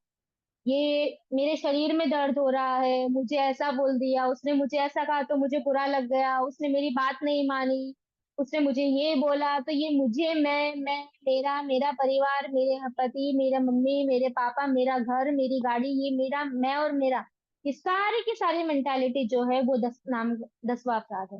अब ये देख के हमको पता चलेगा कि हम, कि हरे कृष्ण महामंत्र जो है उसको शुद्ध नाम पे पहुंचना कितना डिफिकल्ट है। जब तक आप देहात्म बुद्धि में हो, मैं और मेरा का मतलब क्या है, जब तक हम देहात्म बुद्धि में है और हम ये स्तर पे नहीं आ जाते कि मैं केवल और केवल कृष्ण की दास हूँ, मेरी लाइफ की हर एक चीज कृष्ण की इच्छा से हो रही है और मेरा उद्देश्य भी केवल कृष्ण को संतुष्ट करना है, तब तक ये 10वां नाम अपराध नहीं निकलेगा। तो ये बहुत डिफिकल्ट है। भौतिक इच्छाएं बनाए रखना, क्योंकि मैं और मेरा आएगा तो भौतिक इच्छा आएगी। अब मैं खुद को अपने को शरीर मानूंगी तो मैं अपने शरीर के लिए बहुत सारी चीजें करूंगी जो भौतिक चीजें होंगी। अच्छा कैसे दिखना है, अच्छी साड़ियां खरीदनी है, ये अच्छे से करना है, वो अच्छे से करना है, देहात्म बुद्धि। फिर मेरा आ जाएगा तो मेरे में क्या क्या चीजें आएंगी, ये मेरा परिवार है, मुझे इसके लिए ये करना है, ये मेरे बच्चे हैं, ये मेरे पति है, मेरे माँ बाप है, मुझे इनके लिए ये करना है, उनके लिए वो करना है, वहां मेरा आ गया। तो मेरा किससे, ये शरीर से अटैच है ना। तो जब तक ये बुद्धि रहेगी मैं और मेरा वाली, तब तक आप 10वां नाम अपराध नहीं टाल सकते। तो इसीलिए प्रयास करना चाहिए। ये भी, इसको टालने के लिए क्या कर सकते हैं, बार बार दिन में ये याद करना, मैं कृष्ण का दास हूँ, मैं कृष्ण की सर्वेंट हूँ। और जब भी तुरंत ऐसा मन में, कभी भी दिन में हम बात करते हैं तो बोलते हैं ना, अरे मैंने किया, मेरा ऐसा है, तो तुरंत वो मैं और मेरा माइंड में इतने फिट हो जाने चाहिए, जैसे ही मैं और मेरा याद है तुरंत हमको लगे नहीं नहीं ये मैं और मेरा नहीं, ये तो कृष्ण का है। एटलीस्ट सामने नहीं बोल सकते तो मन में तो होना चाहिए। कोई हमको पूछे हमारा नाम क्या है, मेरा नाम ज्योति है, मेरा नाम उर्वी है हम ऐसा बोलते हैं ना। तो एक्सटर्नली बोलना है, ऐसा नहीं है हम उनको बोलेंगे नहीं मैं शरीर नहीं, मैं तो आत्मा हूँ, इस शरीर का नाम ज्योति है लेकिन इस शरीर के अंदर जो आत्मा है उसका कोई नाम नहीं है ऐसा हम ऐसा नहीं बोल सकते। इसीलिए हमें एक्सटर्नली लोगों के सामने जैसा रहना है वैसा रहना है, बट इंटरनली ये जो मैं और मेरा का भाव है वो नहीं आना चाहिए। मैंने इतना अच्छा स्टडी किया, मैंने ये डिग्री ली, देखो लोग मेरी तारीफ करेंगे, वो क्या आ रहा है, अटैचमेंट हो रहा है ना। तो ये चीज से बाहर निकलना था। ये बहुत डिफिकल्ट है। 9वां और 10वां अपराध बहुत बहुत डिफिकल्ट है, उसमें जनरली अटके रह जाते हैं, और 10वां तो बहुत डिफिकल्ट है क्योंकि शरीर भाव से आपको बाहर निकलना पड़ेगा। बट प्रयास करना चाहिए और इजी है, ऐसा नहीं है बहुत। जब हम ये एकदम क्लियर कट माइंड में ये एक्सेप्ट कर लेंगे, हम कृष्ण के दास है और कुछ भी नहीं, और कुछ भी नहीं है, और जो हो रहा है वो कृष्ण की इच्छा से हो रहा है बस। हम कृष्ण के दास है और सब कुछ कृष्ण की इच्छा से हो रहा है। तो हम किसी भी चीज में खुद को क्लेम ही नहीं करेंगे ये मैंने किया, नहीं, क्योंकि पता है कृष्ण की इच्छा से हो रहा है तो कृष्ण ने किया। और अगर मैंने किया ऐसा कुछ ये भी आ रहा है तो भी हमें पता चल जाएगा मैं तो भगवान की दास हूँ, मैंने कुछ किया ही नहीं है, ना ये शरीर मेरा है, शरीर भी भगवान का है। तो बस ये मेंटालिटी हमें डेवलप करनी है धीरे धीरे, एक दिन में नहीं होगा, ओवरनाइट में नहीं होगा, कि मैं कृष्ण की हूँ, कृष्ण मेरे हैं, मैं कृष्ण की दास हूँ, मेरा कार्य क्या है, सिर्फ और सिर्फ भगवान कृष्ण की सेवा करना और कुछ भी नहीं। और मेरी लाइफ में जो हो रहा है वो भगवान कृष्ण की इच्छा से हो रहा है। तो इसको डेली याद करना चाहिए, ये 10 के 10 नाम अपराध पढ़ने चाहिए डेली। और ये जो है बार बार कि मैं कृष्ण का दास हूँ, मैं कृष्ण की दास हूँ, मैं कृष्ण की दास हूँ, ये बार बार याद करना चाहिए। हमें दिन में कितनी बार याद आता है कि हम कृष्ण के दास हैं। रीडिंग करेंगे तो याद आएगा, लेक्चर सुनेंगे तो याद आएगा, बाकी कितनी बार याद आता है। बाकी 99.99% तो हम देहात्म बुद्धि में ही होते हैं, मैं और मेरा। इसीलिए इसको कल्टीवेट करना पड़ेगा कि धीरे धीरे वहां से निकल के हम ये भाव में आ जाए। तो ये थे 10 नाम अपराध। तो अब हमें 10 के 10 नाम अपराध में केयरफुल रहना चाहिए।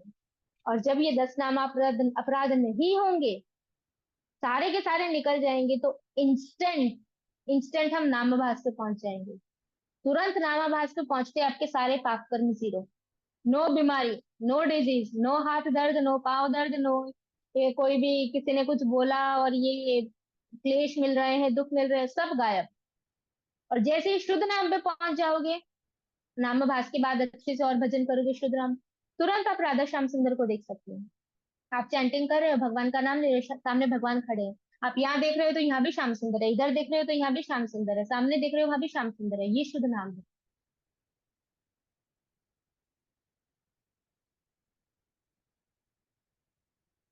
प्रिया माता जी, ये सबके स्क्रीन पे क्या दिख रहा है, मतलब मेरा दिख रहा है? आप ही दिख रहे हो। यस, आपका ही दिख रहा है। ओके ओके, तो ठीक है। उर्वी, तुम, मैं एक मिनट रिकॉर्डिंग आप कर स्टॉप कर देती हूँ। पंचा कल्पत्र दूषित कृपा सिंधु पति का नाम पावन योग्य वैष्णव योग्य नमो नमः। हरिनाम संकीर्तन की जय, हरे कृष्ण महामंत्र की जय, जगन्नाथ की जय, श्रीपाद की जय।